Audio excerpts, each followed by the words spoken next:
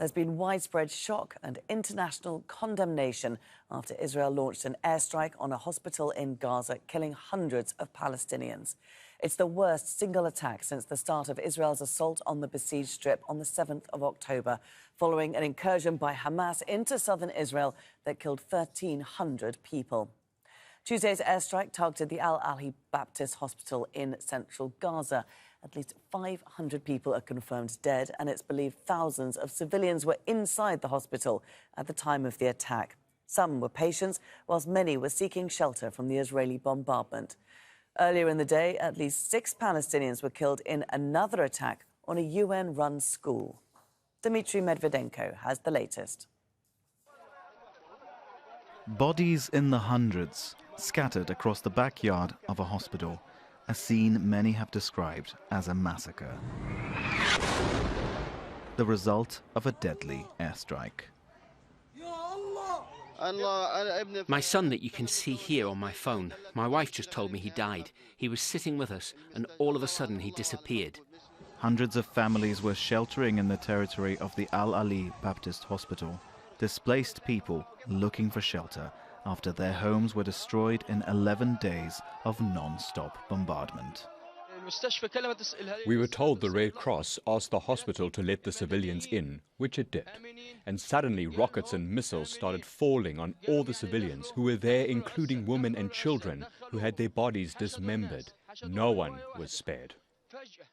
Hospitals are protected by the First Geneva Convention. It states that medical personnel and facilities cannot be attacked under any circumstances. If they strike a hospital, that means they have no limitations. They've given the green light to execute all Palestinians. It means they can shoot us here as well. Less than an hour before the airstrike, Israeli Prime Minister Benjamin Netanyahu said civilian safety in Gaza is the responsibility of Hamas. They're committing a double war crime, attacking civilians, hiding behind civilians as human shields.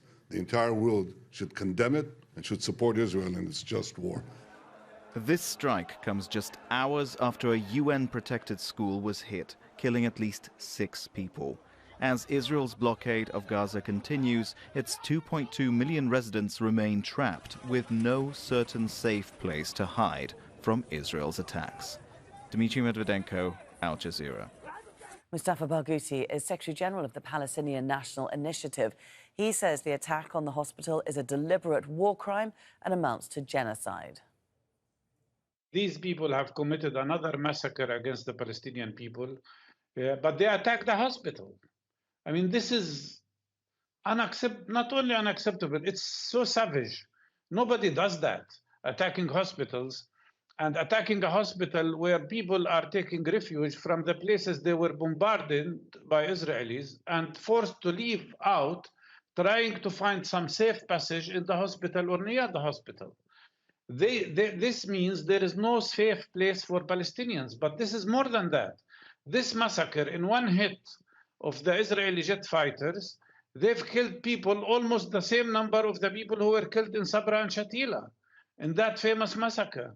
This is more than the people who were killed maybe in Deir Yassin during the famous massacre in 1948. So we are seeing the same kind of pattern of committing massacres against Palestinians, trying to ethnically cleanse them out of Gaza Strip. This is a genocide that is committed in front of the whole world, and an attack on a hospital, on a place which should be safe. Nobody in wars even attack hospitals in any other country in the world. These war criminals are doing it.